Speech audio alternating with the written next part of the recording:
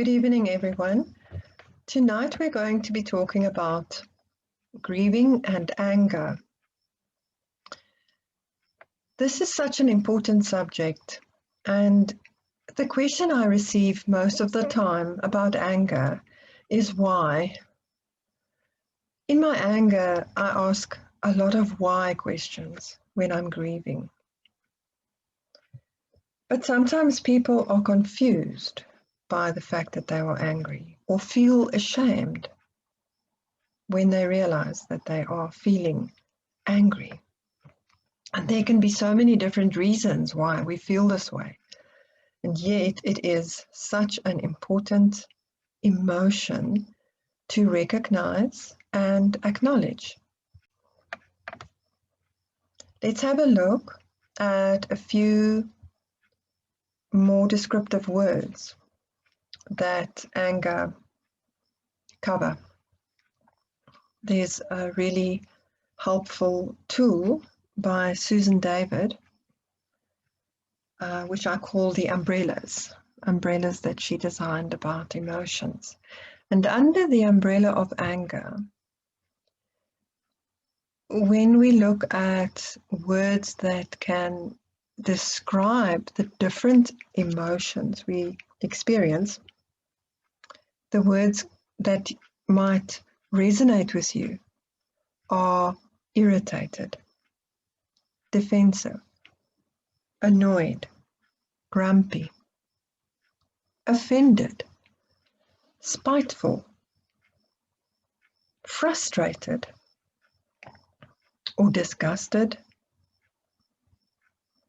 Overall, you're feeling angry, and you look angry, or you seem angry, or even withdrawn.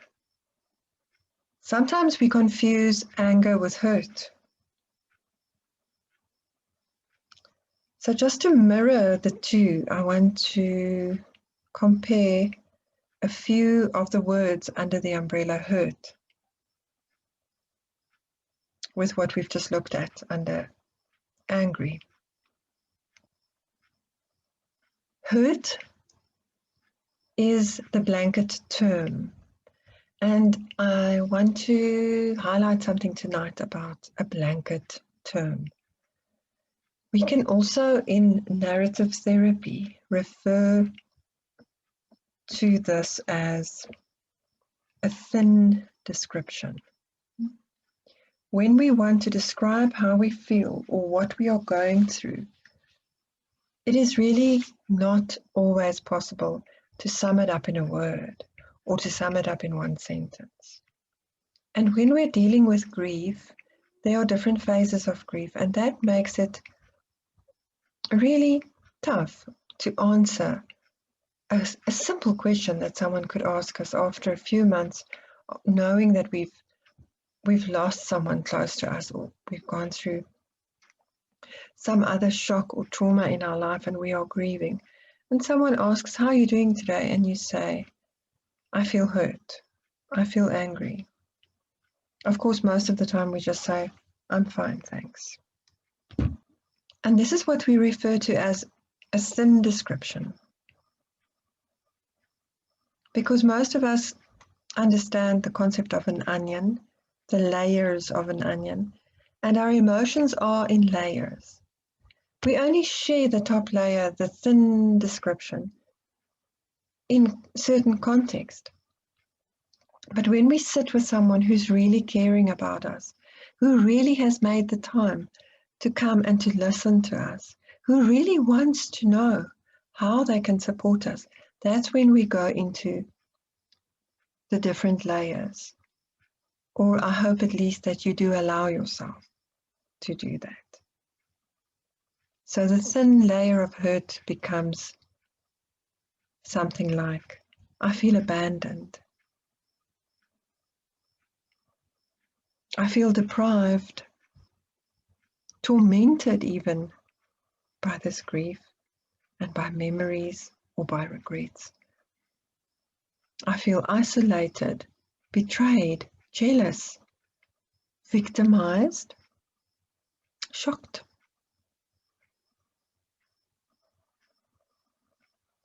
Can you see that this is different to feeling angry? When we spoke about anger, the words that came up were annoyed and irritated and offended and defensive and frustrated. Those are the different layers. And it becomes a sick story.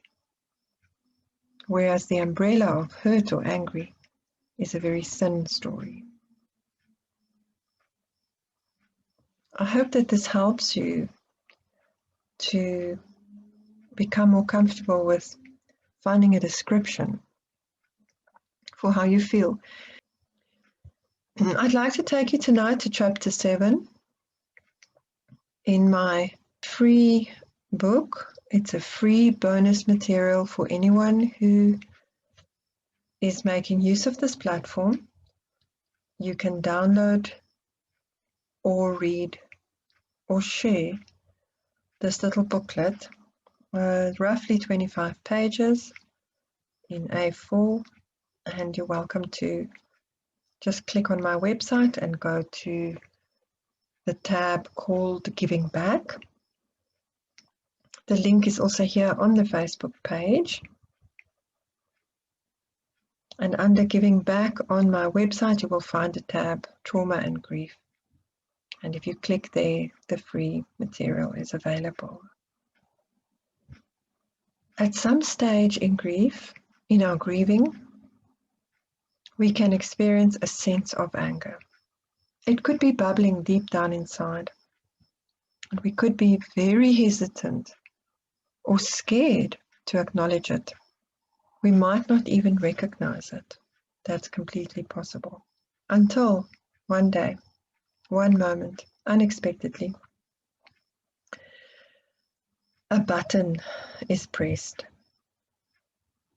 where everything about this anger explodes. It is, of course, better to give yourself permission to feel anger, just as you give yourself permission during your phases of grief to feel and identify and name any emotion that you are feeling, because when we are grieving, this is legitimate, this is where we are, this is how it is, this is what we are going through. Or if you are supporting a child or a family member or friend, remember to mention this to them when you find that they are having a very difficult day. It's just to make room for yourself to express or name and acknowledge exactly what you are feeling. Doesn't label you as a person who is grieving wrongly or correctly. It simply helps you to air where you are right now in your phase of grief.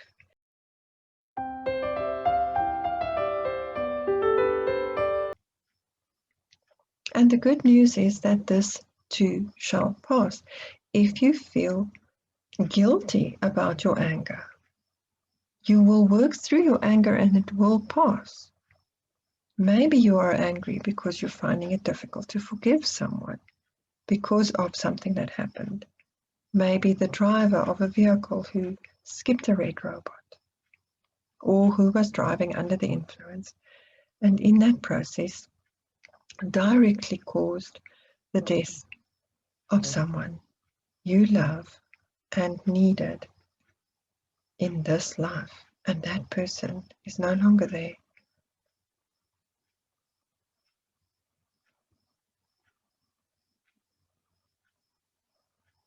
Our anger seeks release, and it will come out in an unhealthy way if we don't allow it and acknowledge it in a healthy way.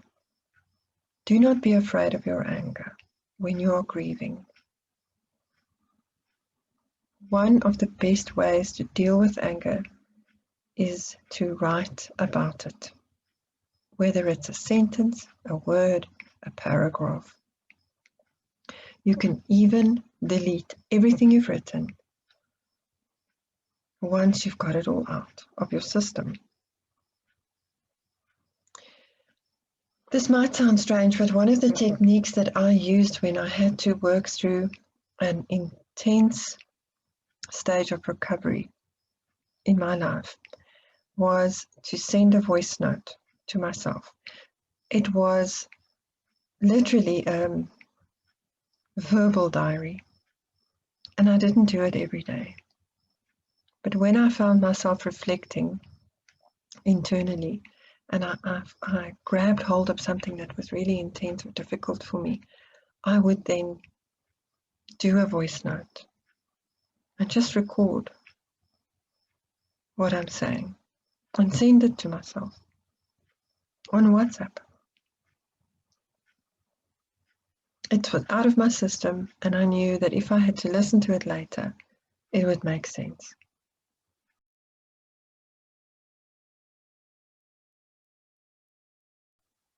And even if it didn't, I knew I felt better because I had dealt with it, because there wasn't someone else to talk to. Or sometimes because the most caring people and supportive people who are available to talk to simply would not be able to understand that intensity of feeling that I had, or I just didn't feel comfortable sharing what I wanted to share.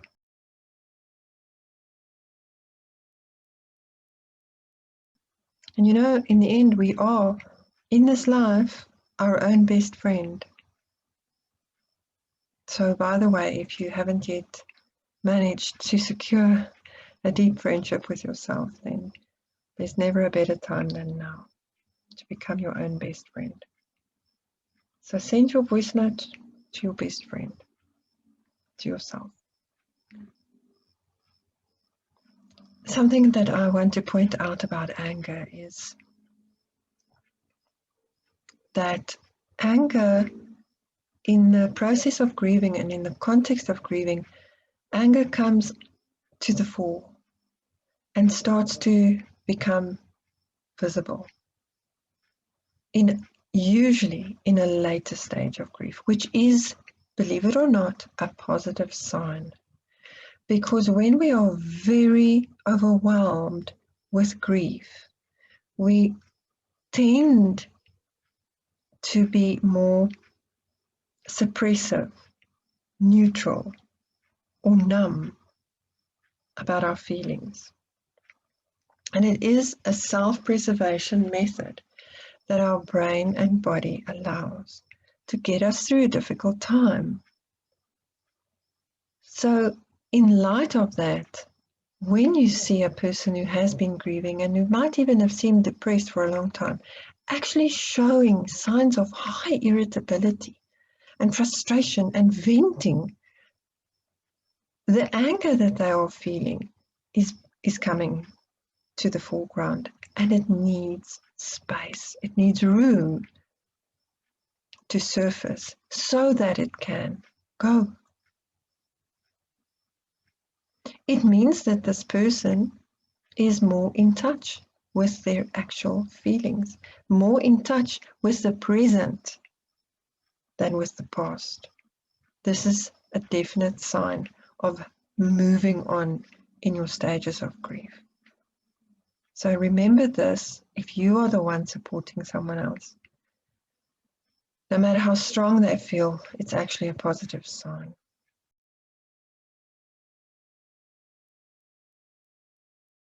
If we do not process anger, on the other hand, it can cause extended grief. It can become so internalized that it does actually start becoming destructive. A person who is not dealing with the anger and cannot process it can find themselves internalizing this powerful emotion to the point where it can rule their daily life. And the physical symptoms that go along with that. And it can cause psychosomatic symptoms of illness. Definitely has an effect on our blood pressure and Such a person is then experiencing a constant high state of stress, emotional stress, and even sometimes anxiety. Anger is meant to be processed. It is not meant to be stored inside. What I also recommend is that after a year, we should be looking for these signs of anger or signs of a person acting oversensitively, feeling rejected. The other important point I want to mention is that because if we are in a supportive position towards a person who is grieving, because we don't feel what they feel at the time, it is possible to see the superficial emotions and reactions and hear the superficial words. But we also need to remember that when it comes to anger, the person seems rejected, seems to act as if they are being attacked, overly sensitive. They might even be treating us with suspicion or others with suspicion. There could be an undue amount of worry, exhaustion, and fear. But all of that is actually lying underneath anger.